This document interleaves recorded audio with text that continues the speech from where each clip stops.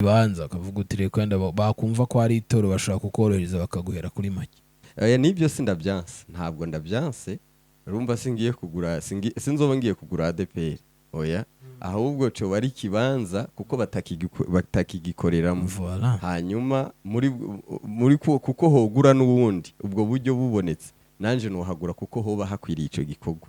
Ariko ico gikorwa kihakwiriye kandi na leta bikaba bigaragara yuko ihemera yuko cyo hakoreka.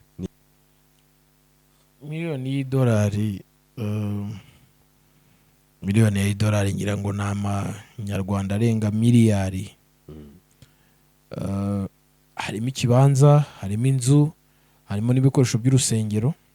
No kuvuga harimo ibibanza, si ikibanza.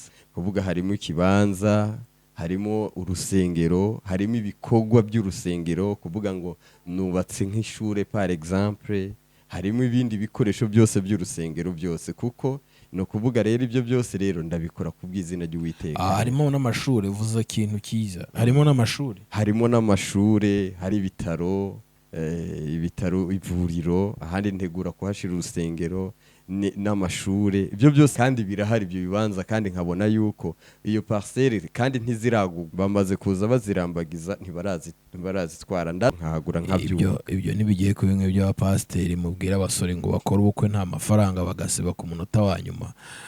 Wowe nutubwira kwizera, urumva miliyari ntago ari amafaranga make. Abadukurikiye barabyumva. Na leta ugomba kuzayereka, kuko leta n'ubundi kugira ngo mwubake ugomba kugira requirement, sibyo? So nkavuga kugeza ubu ngubu uyu mugabo yariyemeje kandi koko, kuko hari abantu benshi bemezwa n'ibikorwa badashaka kwemezwa n'amagambo tuvuga. Hari benshi dufite nabo bavuga bati, sinzi uwo nigeze numva avuga ati mfite amasezerano yatuma njya kuri banki ikanguriza. Ahubwo nujya kureba la majority basanga abantu benshi bavuga ko bafite amasezerano, kandi hari n'abapfa batayagezemo. Kumva umuntu araje avuga ati ho muri ubwo abana bawe bazayageramo niba Imana yavugaga ntabwo ari wowe. Ndifuza duhe fact, nshingiye kuri ibi n'ibi niba ari ukwizera. Ariko uti mu kwizera nshingiye kuri ibi n'ibi.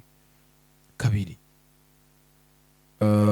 mu bifatika hari ibi n'ibi, kugira ngo abantu bashire impungenge, kuko tubonye abashumba benshi duhaye amafaranga bahita bagura ibibanza bariyubakira, abandi bagura amamodoka meza, batangiza abagore babo, batangiriza ama business, so biza kurangira church. Ariko pasiteri muzima, urabona nk'aba bagitwaza Masasu, Rugamba, kwa Karamira, n'abandi bagiye bubaka insengero, sibyo? Buryo umunsi unahageze uri leta ubona utarufunga. Ntago bafata imbaraga ngo bazijyane hirya no hino, barabanza bakavuga bati reka tugire siège mu kinyarwanda icyicaro, reka tugire icyicaro cy'itorero Life in Jesus Christ. Ni Bugesera hari katedrali, kuko nujya kure wasanga n'ingaruka ziri muri ADEPR. Ntago bubatse wenda byibuze urusengero rufatika, bavuga bati urusengero ni rumwe nka rwa tubona wenda rw'Iremera n'ahandi. Dufite nk'izi nsengero wenda rumwe muri buri murenge, aho kugira ngo tugire insengero 100 mu murenge, dufitemo rumwe ruzima rufatika. Ibi ndi kubivuga wenda ba nyiri ibikorwa n'abagenerwa bikorwa wenda batanyumva mu buryo bashaka kubyifuzamo no kubyumvamo. Ariko ngavuga izi mbaraga za Pasa Ndayizeye Eric zo gukora siège, zo kubaka icyicaro, ni mu mwuka, spiritual, ni bigaragara, birahari. Turifuza nyir'ubwite aduhe fact.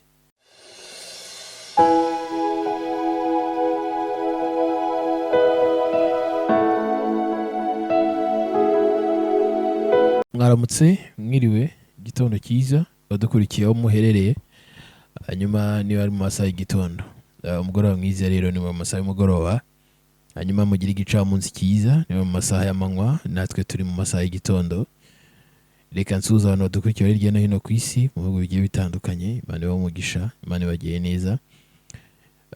Kandi ndabashimiye. Njye rero nitwa Ikuzo Emi, ninjye tugiye kubana muri iki kiganiro cy'uyu munsi. Ntabwo ndi jyenyine, ndi kumwe n'umushumba ari buze kutwibwira. Mwaramutse? Mwaramutse neza. Abadukurikiye baramenya turi kuganira nande amazina? Ndiko muganira na Eric Ndayizeye, umushumba mukuru wa Life in Jesus Christ Church. Wamara abantu amatsiko wenda mu kanya gato tumaze gusenga, kuko uvuze izina risa naho babonye kuri liste benshi uri buze kubitandukanya, y'abafungiwe burundu cyangwa se yabambuye ibyangombwa burundu. Hanyuma reka dusabe umwuka w'Imana bari muri iki kiganiro kandi adushigikire kugira ngo umuntu wese ugiye kuri iki kiganiro kimugirire umumaro. Data, turagushimye ko uri umutunzi w'imbabazi, tugushimirwa n'urukundo rwawe no kugira neza kwawe. Ni by'agaciro kuba tubonye undi mwanya udasanzwe, atakiguzi twishyuye ahubwo ari imbabazi zawe. Urukundo rwawe rero no kugira neza kwawe bibane natwe muri iki kiganiro. Umuntu uri kureba iyi video musabiye umugisha, kandi ijambo ryawe riravuga ngo nimukura ibishimwa mu bigawa, akanwa kanyu kazaba nk'akanjye. N'Uwiteka wabivugaga nyir'ubwite. Akanya rero ndahamya ntashidikanya ko ibyo natura biraba. Nsabiye umugisha umuntu wese uri kureba iki kiganiro, kandi yikirize ngo amena. Umugisha ube kuri we n'umuryango we, umugisha ube muri business ze, umugisha ube mu byo akora bya buri munsi. Icyubahiro cyawe kiganze. Iki cyumba twicayemo ndakigotesha amaraso yawe, kuko amaraso yawe yaje gukiza, yaduhaye agakiza, duha ubugingo ndetse n'umubiri muzima. Arwanya imyuka yose y'ibiduhiga. Ni wowe umenya ibyo tutabona, kuko twamenye ko isi y'umwuka ikontorora isi bifatika.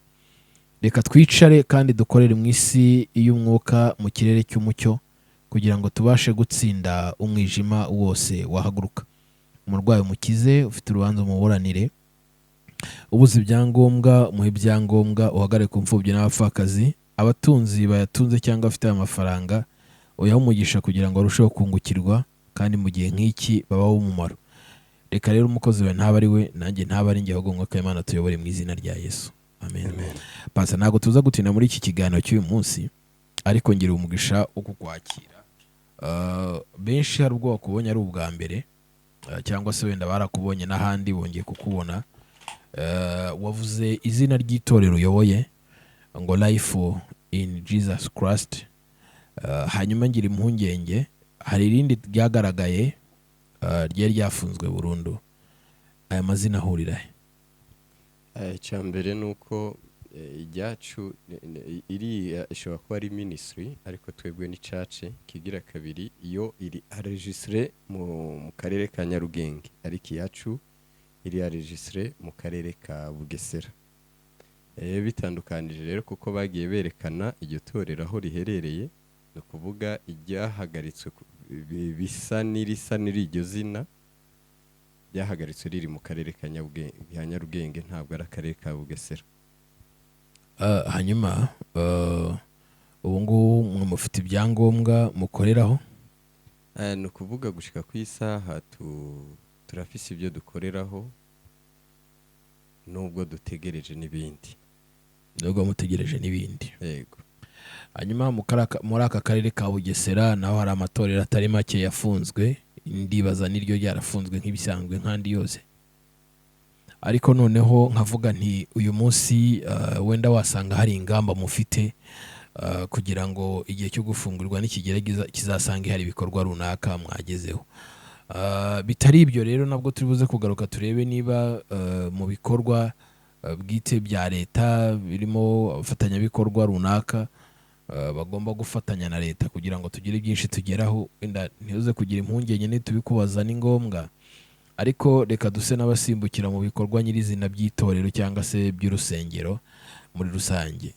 Ibikorwa murabitegura nk'abantu bitegura kuzafungurirwa bibaye ngombwa, bitewe n'ibyo murimo murakora babasabye muri kubitunganya? Na kuvuga hari ibikorwa nk'uko bagira bivuga, ibikorwa nk'ubufatanyabikorwa, turafatanyabikorwa na leta kandi ni nako biri. Nubwo tuvuga yuko twafungiwe, ibyo bikorwa ntabwo byahagaze, kuko umurimo muri twe ntiwigeze uhagarara. Mu ugaragara ni wo usa n'uwahagaritswe, ariko uwukorera mu muntu ntabwo wigeze uhagarara.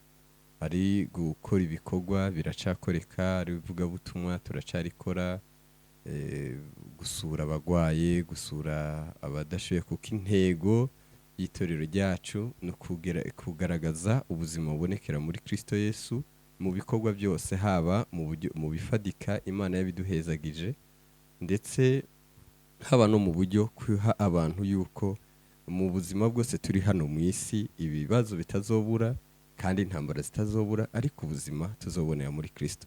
Muri make rero novuga yuko muri plan y'ivugabutumwa iracakoreka n'ubu turacarikora, kandi nizera yuko mu bufatanye bivanye n'ico twagizwe n'icyo Imana yatugize, ubufatanye buracagaragara gushika kuri isaha. Intego rero dufise bivanye n'ivyo leta yacu isaba, iracasaba kubaka n'ibindi, turiko turabisengera kugira ngo turebe yuko natwe twogira ku ntego yuzuye, tukuzuza ibyo leta isaba, kugira ngo natwe tuje mu murongo w'abakora iby'ukuri mu buryo bugaragara kandi byishimirwa n'Imana kandi bikishimirwa na leta. Ngira ngo hari abantu benshi badukurikiye bari mu gihugu cyangwa bari hanze y'igihugu, ibigendanye n'imiyoborere myiza ya leta, biranavugwa ko kandi mu mabwiriza mashya mugomba guhabwa harimo no kumenya ko hari ibikorwa byunganira leta. Hanyuma nka life in Jesus Christ, hari ibikorwa muteganya gukora muri ibi byunganira imibereho myiza y'abaturage? Ibikorwa byunganira imibereho y'abaturage ni byinshi cyane. N'ubu nabuze yuko ntabwo tubikora tubiteganya, n'ubu tubiri muri procedure turiko turabikora, turakomeje gukorana n'ubuyobozi nubwo tutarafungurirwa, ariko kandi n'ibyo dutegura turategura mu buryo bwinshi, mu buryo bw'imibereho y'abaturage, mu buryo bwa education, mu buryo bwa santé, mu buryo bwose. Ibyo nibyo dusengera, ariko biri muri twebwe muri plane, ariko Imana nizera yuko ari izosukaho umuzuro muri ibyo byose, kandi izo bidushoboza kuko twateye ikirenge mu cayo, kandi ni nayo idushoboza muri byose. Muri make ibikorwa bitegurwa byose birahari mu bufatanye na leta, kandi icambere nuko twobona na adresse. Uvuze ikintu gikomeye, ngira ngo wenda nabyo turibuze kubigarukaho mbere yuko tuza gusoza, ariko ngira ngo abapaseri benshi badukurikiye n'abatadukurikiye muri plani zabo, benshi batangiye guplaningamo ibikorwa byo gushyigikira leta cyangwa se bigendanye no gushyigikira imibereho myiza y'abaturage, bashingiye ko leta bibasabye. Ariko nkibaza, muri viziyo yanyu cyangwa mu iyerekwa ryanyu mwari mubifitemo mwebwe mbere yuko leta ibibasaba? Byo warumbuze muri plane y'umurimo twahawe, ni ukuvuga muri plane ibyo ni birimo, ni ngombwa kuko umuntu wese mu muhamagaro agira ibyo ahabwa. Mugabo twebwe canke mu muhamagaro nahawe kwigisha urukundo, kwigisha imbabazi z'Imana, kwigisha kandi ubumwe. Ibyo byose biri mu ntego, kuko umuntu afise urukundo rwuzuye rutari ku munwa, rugaragarira no mu bikorwa, akagira umutima wo kugira imbabazi, kugira ubumwe ndetse n'abantu bose bamugiriye nabi, kwisanisha nabi kugira ngo abagezeho ubuzima bwo muri Kristo. Uwo muntu yarahawe ubuzima muri Kristo Yesu. Ni ukuvuga rero ibyo bikorwa mu byo dusengera, kuko twizera yuko naho Imana igejeje ikora ibikorwa twakomeje kubikora. N'ubu rero mu bufatanyabikorwa na leta turacabufise, buri muri plane y'ibyo twahawe, kandi ntibihagaritswe n'igihe, kuko biracakoreka, kuko Imana iduterekeye muri ibi bihe. Rero ibyo byose rero birahari, kandi mu byo twahawe birahari kandi birakomeje, kandi nizera yuko kuko ntabwo twobivuga ngo tuvuge bitaragaragara, ariko dushingiye ku byagaragaye n'ibindi bizokoreka mu bufatanye bwiza, kugira ngo Imana yuzuze icyo yaduhamagariye muri iki gihugu. Kandi nizera yuko icyo yatumye tugeraho ari cyo gikomeye cyane, kugira ngo igaragaze icyo yateguye, kandi icyo yateguye kirakomeye, ntawo kivuga ubu, ariko kirahari. Integuro yayo rero izogera igihe yihishure. nibyo numva novuga muri ico kibazo mwambajije nyakubahwa. ngira ngo mushumba utuvugana ntabwo byoroshye kongera gutangira itorero mu gihugu hano mu Rwanda, bigendanye ko hazashirwaho gahunda nziza ya leta y'imitegurire y'uburyo iyo miryango ishamikiye ku myizerere cyangwa se iyo miryango y'imyizerere izongera gukora. nkavuga ni none niba mwe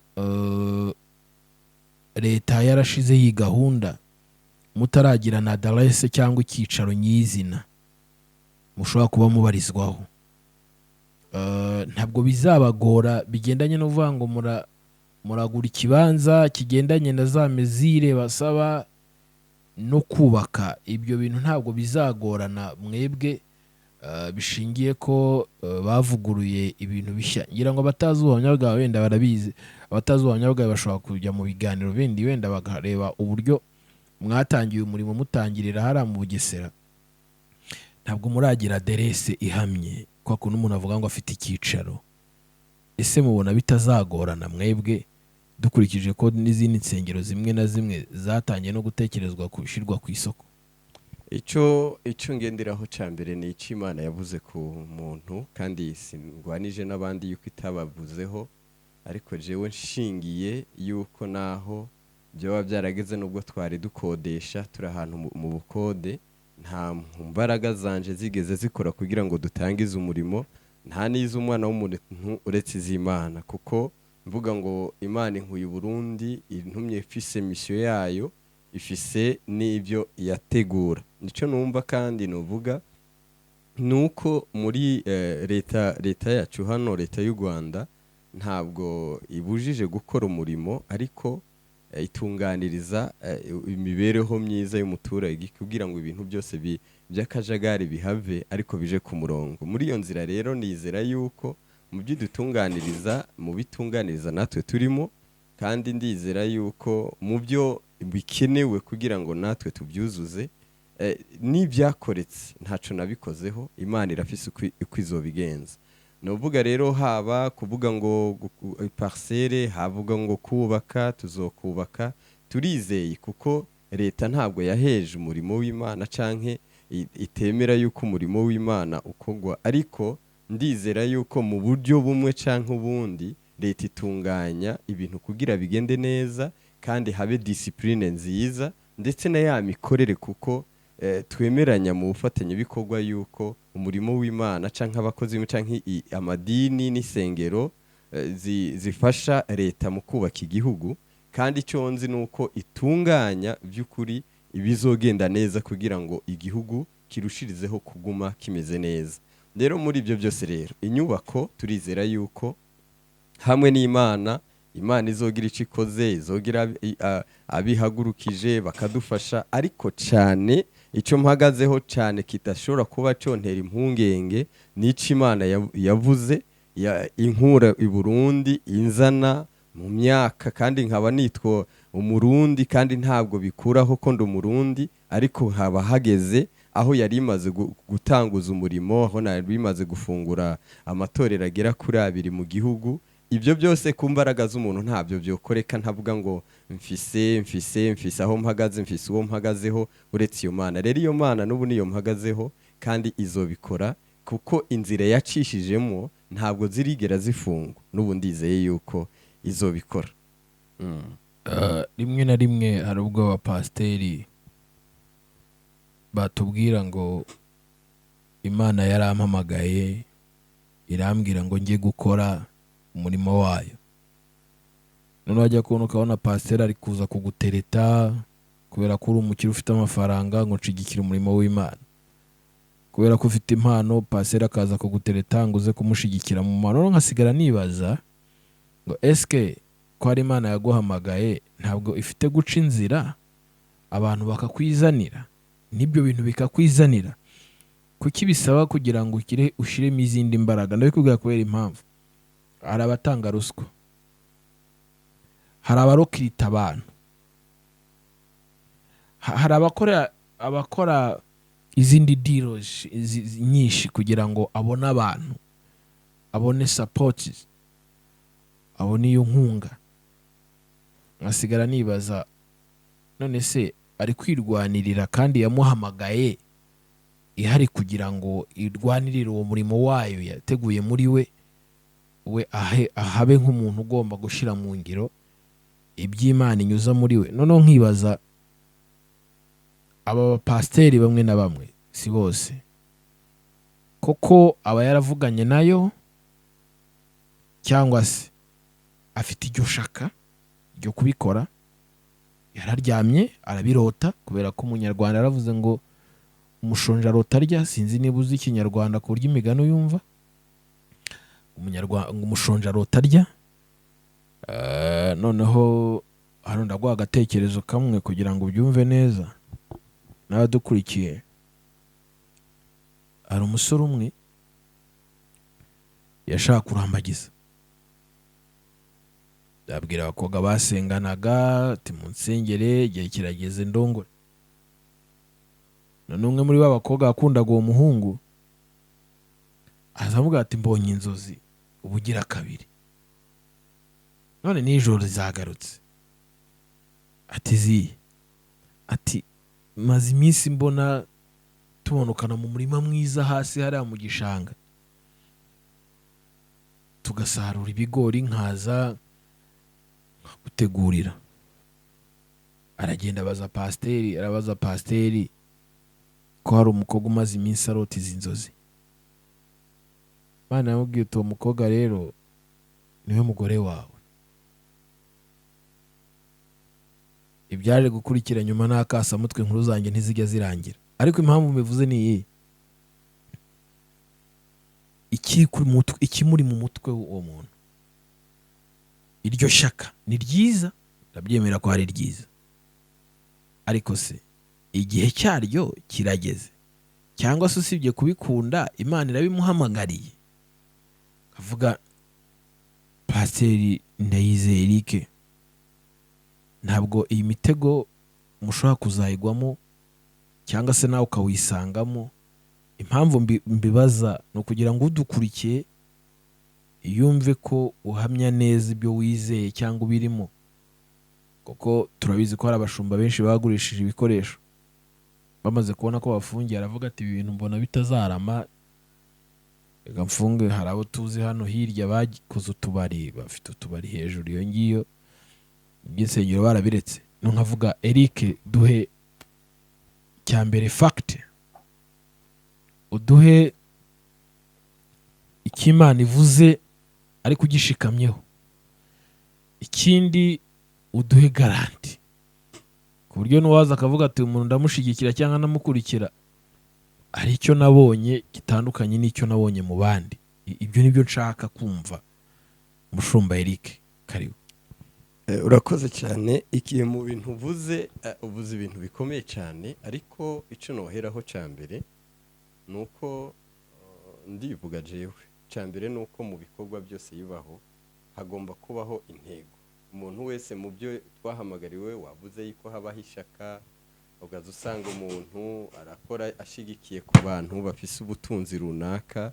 Reka mbanze mpere ku kintu cyambere cyo kuvuga yuko nje nta muntu Imana nazanane nayo mu gihugu cy'u Rwanda, nzana nayo nzata kintu ufise. Nje ico naje nzanye nkuko abagiye bakurikira ubuhamya bwanje, Imana izana mu Rwanda nta ni isakoshi yo ku mugongo naje nzanye yo kuvuga ngo ndahindurira impuzu cyangwa umwenda mu nzira. Nazanye Bibiliya yonyine, niyo naje nzanye muri urwo rugendo. Kuvuga iyo Mana rero yemeye ko ndaza muri icyo gihugu ifise icyo yateguye. Nza ntavuga ngo mfise impuzu mpindurira mu nzira, umwenda mpindurira mu nzira. Iza impaye ijambo ryayo ryonyine, nazanye Bibiliya yonyine, kuko ababikurikiye barabikurikiranye mu nzira. Rero nta muntu naje navuze ngo nze nsanga mu Rwanda, oya. Nta muntu w'umukire naje nsanga mu Rwanda nari narabitseyo cyangwa tuziranye, oya. Kandi na nubu ntawe mfise nubakiyeko, ntawe. Ariko mu nzira zose novuga mu haba abo twahamagawe kimwe, abo dukora umurimo umwe, ariko intego z'abantu mu mihamagaro ziratandukanye. Rero intego, ndavuga intego yanje no aho nshitse mu myaka nabaye canke mbaye hano mu Rwanda, Imana yakoze ikoresha nk'uko nyene twicaye. Ndibuka yuko ikiganiro ca mbere nakoze nagikoreye kuri Zaburi nsha nganira kuri Zaburi nsha. Ndibuka yari umukozi w'Imana yarayakora kuri Zaburi nsha yitwa Pamphile, araza kandi Imana imuhumugisha. Zaburi nsha mbona Imana ikoresheje bivanye n'ivyo yari kirambwira yuko igiye kugaragaza ico yantumye kandi ishizeho inzira. Ntazo nabona, ariko nyuma zaho mbona umuntu aranguriye ivyuma, aranguriye intebe, kandi umurimo ndawutangura muri ibyo. Rero muri izo nzira rero simvuga ngo uwo muntu gushika no kwisaha nshobora kuba ata communication ihagije mfise nawe cya kintu, ariko wari umugambi w'Imana. Rero muri ibyo rero umurimo w'Imana ukomerera kuco kubivanye n'intego yashize mu muntu, kuko intego mu bakozi b'Imana dufise ziratandukanye, ariko ndavuga intego yanje rero sije nkuko wavuze ngo hariho abagize, kuko hari aho yankuye, hari n'ibyo yankuyemo bivanye n'ibyo yashaka Imana yonyine. Muri ico ngira nyigeze kukubwira yuko jewe namaze imyaka 4 ntari kumwe n'urugo, ntari kumwe n'umudamu, ariko muri iyo myaka yose intungira urugo, intambara ntizibuze, ndetse na riske zari zihari nyinshi. Rero mu murimo wose, mu byo umuntu yizera, mu byo Imana haba harimo riske. Rero muri izo riske rero wabifashe kubw'intumbero yo kuvuga ngo nshaka izina ry'Uwiteka ryubahwe, izina ubwami bw'Imana bwamamare mu bantu bayo. Imana iyo ntego yagushizemo, utavuga ngo nshatse aba bantu, ariko ushaka icyo Imana ishaka muri abo bantu. Imana rero izokora ibikwiriye mu bantu, kandi ico nizera haracariho abantu babona kandi banumva, kandi Imana yateretse kugira ngo ikoreshe muri ubwo buryo. Rero ico novuga nanje mu kwizera kwanje, kandi mpagazeho, mfise ibyo mpagazeho mvuga ngo iyakoze ibya mbere iracakora, kandi n'ubu ico nzi, kuko ntakoze iby'urukozasoni, ntakoze ibikoze isoni izina ryayo, ntizokwemera n'izina ryayo mvuga, kandi yikora izokogwa isoni ku buzima bwanje. Rero muri make novuga yuko uno munsi ibyo bimenyetso, iyo myaka 4 yarakoze uno munsi umuryango kubw'imbaraga zayo turi kumwe mu gihugu cy'u Rwanda, ntabwo ari imbaraga z'umuntu, ni zayo.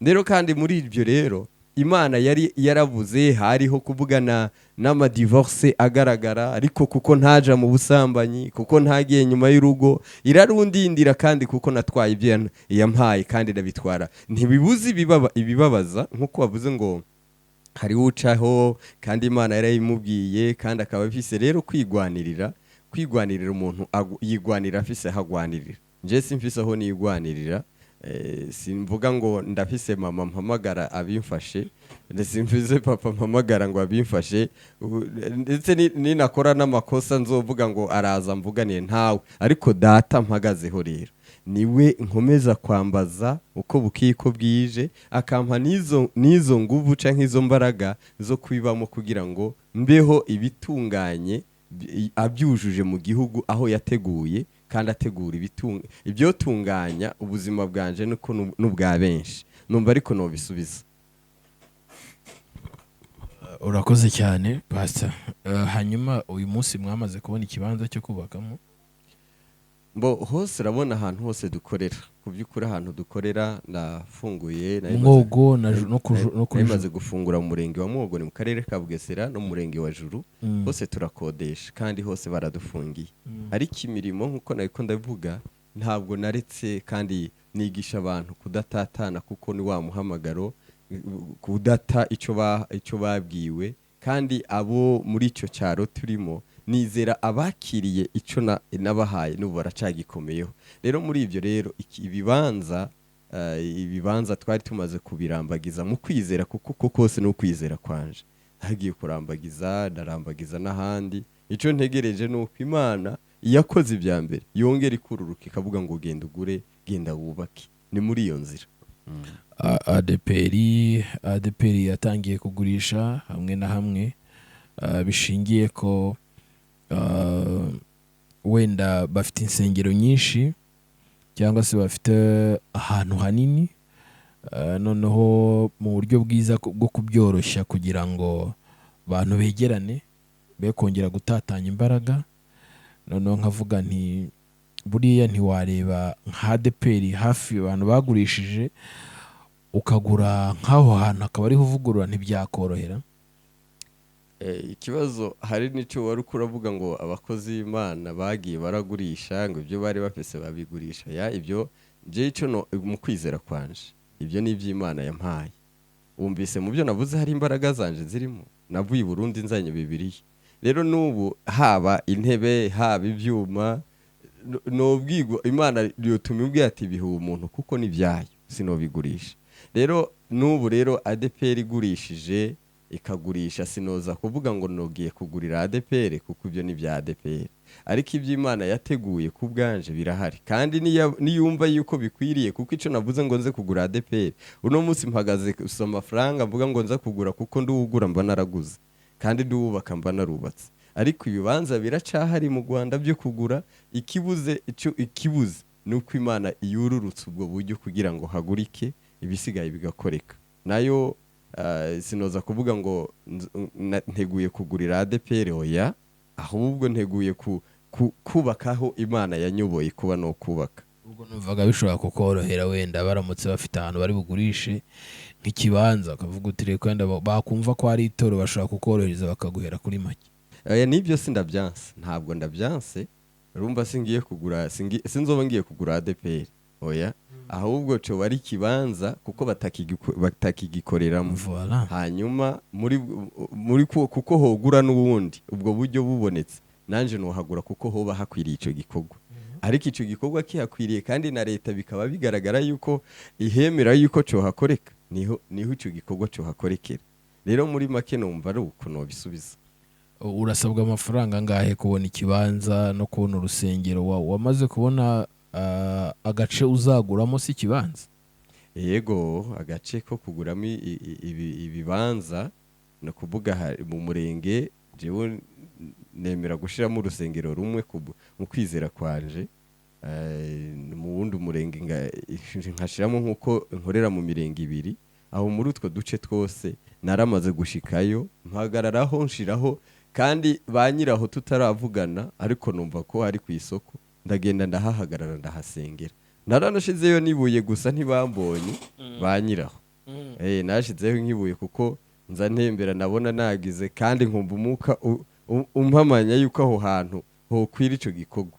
Nkashiraho akabuye nkavuga ati Imana ubibone bino bintu hano hantu nkuko ndahasize ibuye uzuhampe. Rero narabikoze uko ubwo rero nahafashe mu buryo bw'umwuka. Usibye kwenda ko navuga ngo uzahatugeze tuharebe, amafaranga se yo kubaka urusengero yo ugaribuze kugendana nayo kugura, mwamaze gukora budget ingana gute?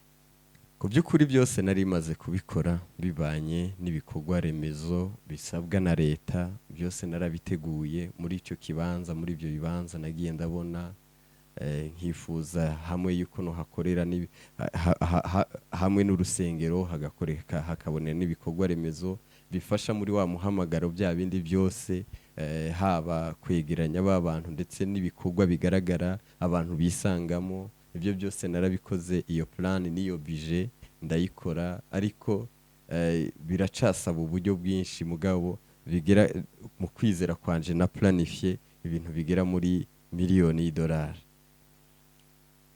Miliyoni $1, miliyoni $1 ngira ngo nama nyarwanda arenga miliyari. Harimo ikibanza, harimo inzu, harimo n'ibikoresho by'urusengero. No kuvuga harimo ibibanza, si ikibanza kuko nakoreye mu mirenge Imana imaze kunjanamo hose. Kuvuga harimo ikibanza, harimo urusengero, harimo ibikorwa by'urusengero, kuvuga ngo nubatse nk'ishure par exemple, harimo ibindi bikoresho byose by'urusengero byose, kuko icyo nzi nuko icyo Imana yambwiye yuko ibyo yantumye gukora nta bizitirirwa izina ry'umuntu. no kuvuga rero ibyo byose rero ndabikora kubw'izina ry'Uwiteka. harimo n'amashuri uvuze ikintu cyiza, harimo n'amashuri harimo hamwe nateguye kuba no hashira urusengero n'ibitaro, ibitaro, ivuriro, ahandi ntegura kuhashira urusengero n'amashure. Ibyo byose rero ndabikora mu kwizera, kandi birahari ibyo bibanza, kandi nkabona yuko iyo parcelle kandi ntiziragugwa. Ubwo maze hafi amezi 6 nsengera izo parcelle, bamaze kuza bazirambagiza, ntibarazitwara. Ndacafitiye icizere Imana yuko nshobora kuba Imana hari uwo yohagurutsa akamfata amaboko nkahagura nkabyuka. Ibyo nibigiye ku bimwe by'abapasiteri mubwira abasore ngo bakora ubukwe nta mafaranga bagasiba ku munota wa nyuma. Wowe nutubwira kwizera, urumva miliyari ntago ari amafaranga make, abadukurikiye barabyumva. Kibuze ufite 1/2 uri gushaka hasigaye kugira ngo miliyari yuzure, kuko na leta ugomba kuzayereka, kuko leta n'ubundi kugira ngo mwubake hari ibyo bazabasaba, si byo se? Ejo utazubaka n'ubundi bakabifunga. Of course ko ugomba kugira ibyo usabwa ugomba kugira requirement, si byo? So nkavuga kugeza ubu ngubu Pastor Ndayizeye Eric, ayo mafaranga yose uvuga miliyari, hari make ufite, ntayo ufite, umaze kuyagwiza, utegereje gahunda ya leta kugira ngo n'abadukurikiye bavuge bati uyu mugabo yariyemeje kandi koko. Kuko hari abantu benshi bemezwa n'ibikorwa, badashaka kwemezwa n'amagambo tuvuga. Hari benshi dufite nabo bavuga bati, sinzi uwo nigeze numva avuga ati mfite amasezerano yatuma njya kuri banki kanguriza. Ahubwo nujya kureba ari majority usanga abantu benshi bavuga ko bafite amasezerano, kandi hari n'abapfa batayagezemo. Kumva umuntu aravuga ati ho muri ubwo abana bawe bazayageramo, niba Imana yavugaga ntabwo ari wowe. So tutarajya ku musozo, ndifuza duhe fact nshingiye kuri ibi n'ibi niba ari ukwizera, ariko uti mu kwizera nshingiye kuri ibi n'ibi. Kabiri, mu bifatika hari ibi n'ibi kugira ngo abantu bashire impungenge, kuko tubonye abashumba benshi duhaye amafaranga bahita bagura ibibanza bariyubakira, abandi bagura amamodoka meza, batangiza abagore babo, batangiriza ama business, so biza kurangira church. Ariko pasiteri muzima, urabona nk'aba bagitwaza masasu, rugamba, kwa karamira, n'abandi bagiye bubaka insengero, sibyo? Buryo umunsi unahageze uri leta ubona utarufunga, ntago bafata imbaraga ngo bazijyane hirya no hino. Barabanza bakavuga bati reka tugire siege mu kinyarwanda icyicaro, reka tugire icyicaro cy'itorero Life in Jesus Christ. Ni Bugesera hari katedrali, kuko nujya kure wasanga n'ingaruka ziri muri ADEPR. Ntago bubatse wenda byubuze urusengero rufatika, bavuga bati urusengero ni rumwe nka rwa tubona wenda rw'Iremera n'ahandi. Dufite nk'izi nsengero wenda rumwe muri buri murenge, aho yango tugire insengero 100 mu murenge, dufitemo rumwe ruzima fatika. Ibindi kubivuga wenda ba nyiri ibikorwa n'abagenerwa bikorwa wenda batanyumva mu buryo bashaka kubyifuzamo no kubyumvamo. Ariko ngavuga izi mbaraga za Pastor Ndayizeye Eric zo gukora siege, zo kubaka icyicaro, ni mu mwuka, spiritual, ni bigaragara, birahari. Turifuza nyir'ubwite aduhe fact ashingiraho kubaza kuri kamera akatubwira ko Life in Jesus Christ izaba itorero rikomeye mu gihugu cyangwa no hanze yaryo. Ntago tubizi, ntago twe dufite viziyo yaryo. Urakoze cyane. Ikintu nohera ko nuko novuga yuko nje nta mbaraga mfise, Imana ni y'imbaraga, ifise imbaraga cyane gose, nyinshi cyane, nta n'intege, nta n'akantu mfise, nta, ariko Imana yo mu ijuru yo irashoboye. Ibikorwa navuze uyu munsi, nkuko Nehemiya Imana yamushizeho ibyo fuhe kugira ngo agira ibyo yubatse, ariko hariho abo yabona yuko akwiriye abirasabwa. Umwami aravuga ati ndaguhereza ibi, ndaguhereza ibiti, ndaguhereza ibi, ariko igitekerezo cy'Imana muri Nehemiya nicyo cyatangiye. Rero hari igitekerezo cy'Imana kandi ibikorwa by'Imana. No munsi mpagaze mu byo yantumye, kandi mpamya n'umutima wanje kumva bihagazemo neza, kandi ndumva n'umutima wanje ataco wishinja. Muri ibyo rero kuvuga ngo hari imbaraga ushingiriyeho tugaragarize, ku by'ukuri nta imbaraga nshingiyeho nizinteretse, kuko izo zinteretse nizo zishobora kuba zokora ibyo bindi, kandi ntakiriho kuri izo mbaraga nta naho zogaragarira.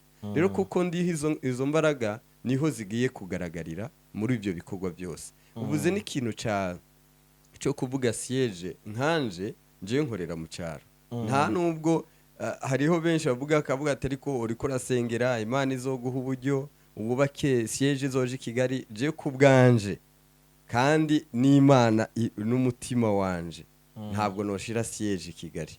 Siege igomba kuba imwogo uko biri kose, kuko ni naho Imana yaseruye ico, nubwo ari cyaro, kuko nubwo uko hari hose ho kubakwa, ariko i Kigali hakubakwa, ariko byahereye mu cyaro. Kandi numva ni naho numvaho gukorera kwanje, nubwo hova handi ari aho hantu. Rero iyo siege uko biri kose Imana ifise iyo nzira, ariko sino kubwira ngo hari ibyo novuga ngo ndagaragaza, ariko ndafise iryo vuga butumwa nkora, ndafise kuba ngera ku bantu gushika no kuyisaha. Ntabwo nicaye guhera kuwa mbere kugera kuri isaha ngira n'ibikorwa rimwe mwarabibonye mumbaza atari ko uri gukora gute ko tubona ugira gutya, ndetse kugira ngo mumpamagare hari n'ibikorwa mwabonye. Ibyo bikorwa biriko birakoreka, kandi ndacagira ku baturage ndonse kuri babandi nkabona ico Imana impezagiye abanje ndacagenda nkasangira nabo. Rero ayo mafaranga ko yitwa ko ari menshi yose, Imana ishobora gukora ibirenze ibyo ntekereza, ariko kandi igakora bivanye n'imbaraga zayo ko ishaka gutangira, niko yotangira. Ariko itangiriro ryayo nuko life nkiri muzima ihagaze kandi itegura, ndetse nabo ubwo buzima yateguye kuzokwiza mu isi, itegura ko nzobuteguramo, bagasigara bubaka mu gihe ntazoba ngihari, bagakomeza kubwubaka.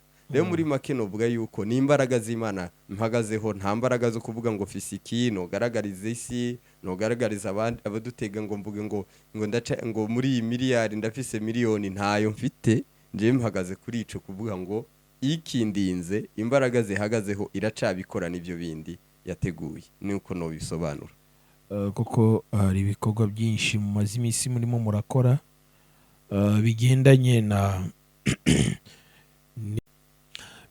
n'ibikorwa biri sociale. Ngira ngo ibikorwa biri sociale ni nabyo itorero rizima rikwiye kuba ryakora, kuko itorero rikwiye kumenya imfubyi n'abapfakazi niba ntibeshya cyane. avuga nti ibirenze ibyo amatorero menshi arasabwa kubikora. Mwebwe munabonye mwaratangiye kubikora mudafite na aderese, mudafite naho mubarizwa. Aya mafaranga, ubu bushobozi, izi mbaraga zituma mukora ibi, abaterankunga batangiye kuboneka, ni inzira z'Imana, ni mu bushobozi bwawe. Ese ufite akazi kawe ukora kakwinjiriza, gashobora kuba gatuma ubona ayo mafaranga, ni ukwirya ukimara. Iyo murimo mukora biriya, tuba dufite abantu babiri. Uwa mbere, hari abaterankunga bamushyigikira, bamuha amafaranga, sibyo? Icyo ni icya mbere. Kabiri, yikozemo kubera impamvu runaka n'aho ashaka kugera. Rimwe na rimwe benshi ntimwumve ko hari umurimo w'Imana cyangwa ibikorwa by'Imana uri gukora, ariko nkibariza nyakubahwa paseri, ubushobozi, izi mbaraga, aya mafaranga bivahe kugira ngo kureba abantu mituweli, mugaburira bari abantu twabonye mugaburira?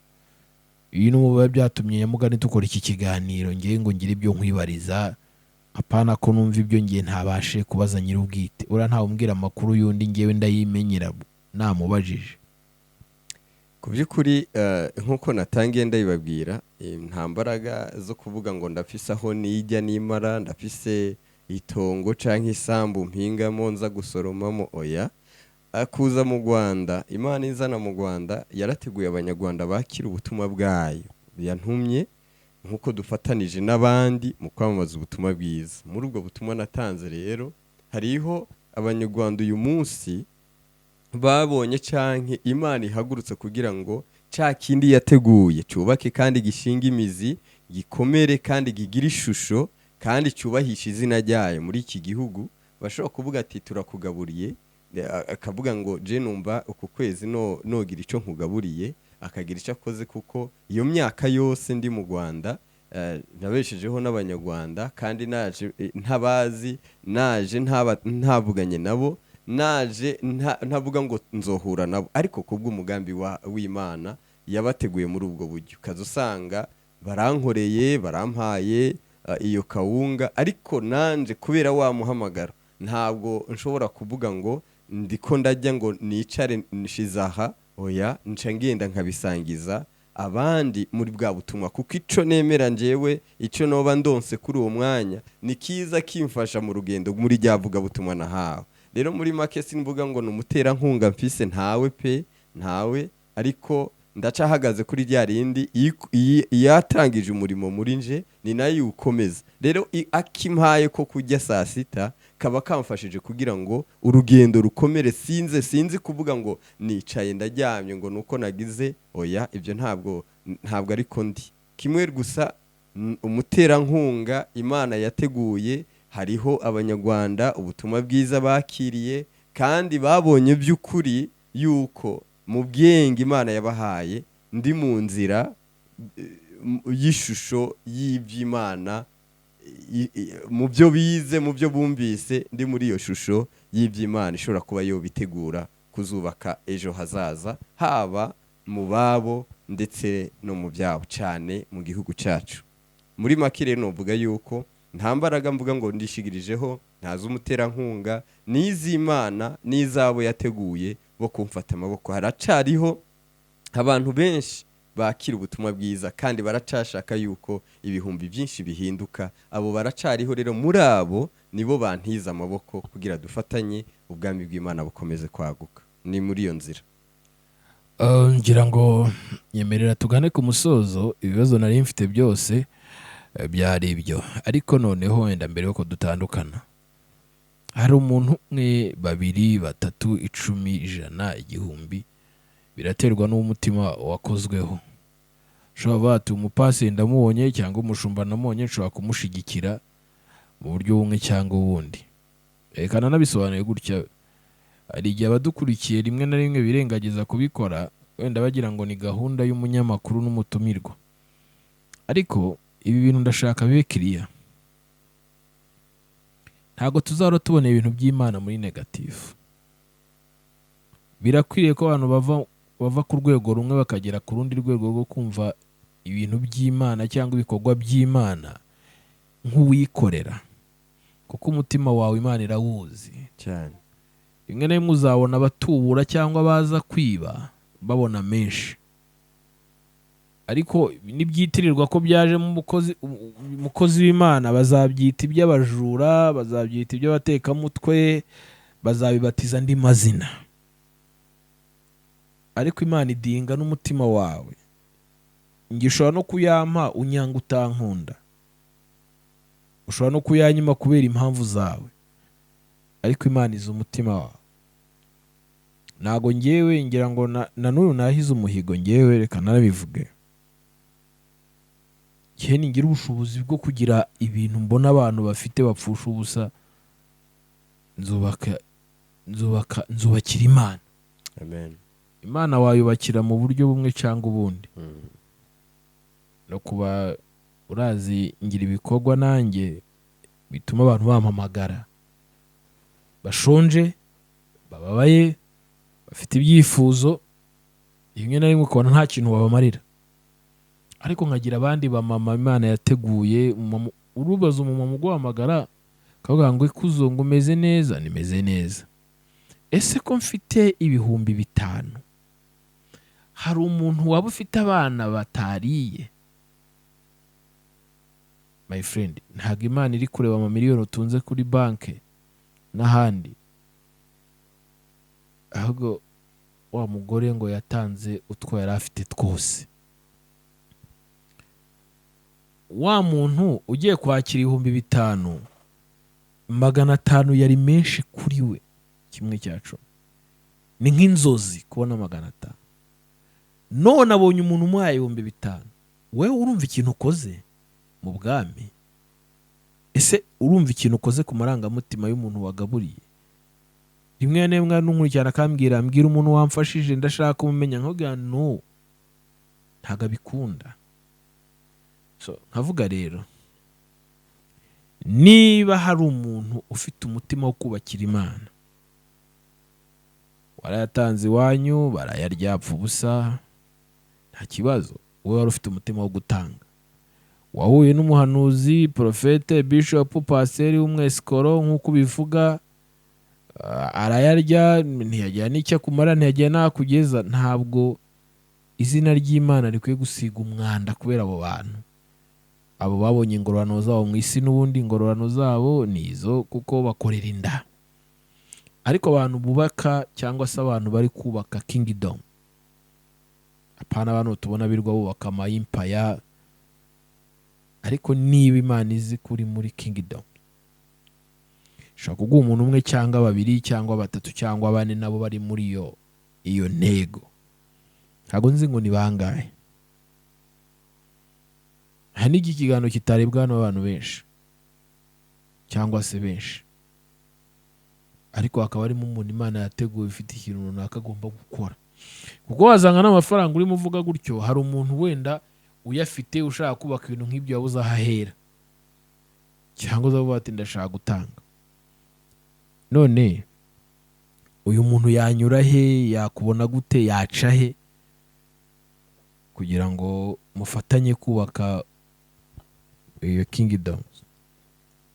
Icyambere ni uko mbanje kongera kubashimira cyane ku kuntu mwampamagaye kandi mukankoresha kino kiganiro, kandi kinkoze ku mutima, kuko mbona yuko hariho ibihumbi byinshi byo kuntekereza, kandi yakuyoboye ni nayo ifise n'impamvu yo kugira ngo igire icyo yuzuza. Icyo novuga, nta kintu na kimwe hano mu isi kitazogira ingaruka. Naba ndabikora nkabikora kugira ngo nshakishe ibica nk'ibindi, nitirirwa izina ry'Uwiteka. Imana ifise ibikoresho byayo bizotuma iyo ngaruka ikugarukaho, haba mu buryo bwo kubahwa canke mu buryo bwo gushigwa ku karubanda. Rero novuga yuko mu nzira imwe canke iyindi, hari ibihumbi byose mu bari mu isi, haracariho abamaze kumenya n'ukuri kw'iby'ubwami. Kandi icyo nizeye, mu byo twaganiriye byose hari abafise umwuka w'Imana uza kubaganiriza ibirenze ibyo. Je rero adresse yanje, ntuye mu karere ka Bugesera, niho nkorera mu murimo w'Imana, mu murenge wa Mwogo, no mu murenge wa Juru. Nahaherereye hafi y'ikibuga c'indege bariko barubaka. Iyo mirenge iri hafi aho y'ikibuga c'indege bariko barubakaho.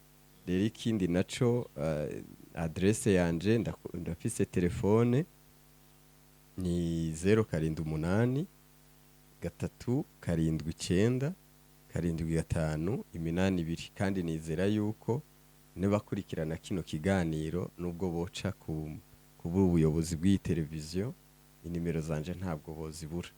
Muri make numva adresse yanje ari iyo, kandi numva ariko nosoza mvuga.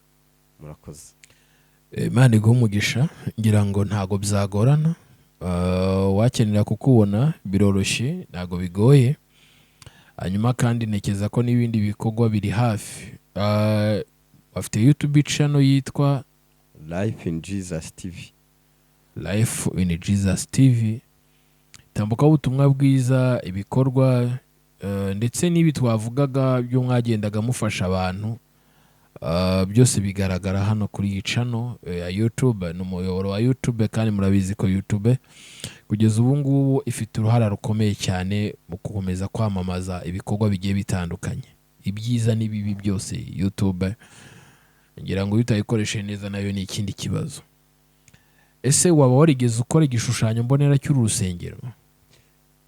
cyane njyewe ko akundi kose wari kuravuga wabuze muri bya bindi hari icyo wacishijemo cyo kuvuga ngo muri ba bandi oya, njyewe no kubwira igishushanyo mbonera naragiye ndagikoresha hari umu engineer nagiye kubisaba, umu architect arambaza ati se office parcelle turashiraho UPI, ndavuga ati ntayo mfite, wewe nkorera ibi nibyo ngiye gusengera.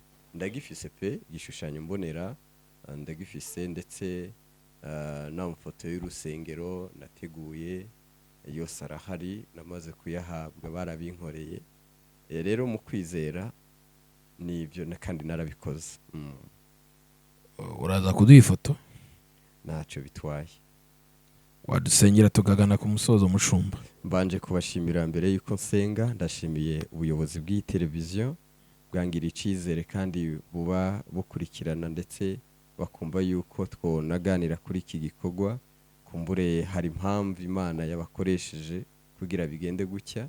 Ndabashimiye cyane kandi shimira n'abantu bose muza gukurikirana kino kiganiro. Imana yo mu ijuru ibaha umugisha kandi ikomeze kubagirira neza. Dusengeranire impano yawe yonsengera canke tukagezanya no ku bindi, ariko izina ry'Imana rigakomeza kubaho. Reka rero dusenge. Data uhoraho, mu izina rya Yesu Kristo ndagushima wewe ushoboye byose, unteretse kandi ukantereka kubw'umugambi wawe hano mu isi kugira ngo ugeze ibyo wateguye kuba ari mu isi abo washimye ko uzogeraho nkoresheje. Nongeye kuvuga ngo Mana ubihererwe icyubahiro kuko ukindinze, ni naho mwami nabo ntarageraho, abo utarageraho nkoresheje uzobageraho. Ndore mwami ngushimiye kubw'imirimo ukomeje kunkoresha kandi ngushimiye ndetse no kubindi ugiye gukora. Plane zose nkuko mwami wemeye ko ndazivugira kuri televiziyo nkuko wabiteguye mwami, nabikoze mu kwizera ariko kubikora ni wewe. Rero nsengera ino sengesho kuri televiziyo kubadukurikiye, kubushizemo inzara n'inyota yo kumfata amaboko mu izina rya Yesu Kristo. Reka mwamubaha umugisha bakibitekereza, Mwuka wawe wera akomeze kugenda kandi akora imirimo n'ibitangaza. Rero sinorenga kandi ntasengeye abakurikirana iyi televiziyo bafise ibibazo bitandukanye. Mu izina rya Yesu Kristo ndasengera abagwaye, reka ubakize abagwaye indwara zitandukanye, bahure n'ukuboko kwawe mu izina rya Yesu Kristo. Ureme gukiza indwara zitandukanye, amadiyabeti, hypertension, amasida n'ibindi. Wowe urakiza, uri Imana turabizi. Reka mwamu ubakirize kwiyubahisha mu izina rya Yesu Kristo. Bimenyekane icyo naturiye kuri televiziyo ko ndi umugaragu wawe watumye kandi ndi umuyoboro wawe kugira ngo ugira bukiza nkoresheje. Rero mwami ndagushima, sabiye umugisha mwami abantu bose badukurikiye, ugwane n'ubibagwanya, ubavuganire aho babona ko bakwiriye kuvuganirwa, kandi inzugi bari bakeneye ko zibakingukira uzikinguke mu izina rya Yesu Kristo. Ndagushima rero mwami, gahunda zose z'umurimo uwo tuvuganiye hano kandi wemeye ko nserurira hano, reka mwami zishigikirwe nawe kandi abo ubona ko bakwiriye kandi bo kunshigikira ubahagurutse kubw'icubahiro cyawe. Ni mu izina rya Yesu Kristo abye nizeye, amen. Imana ibahe umugisha.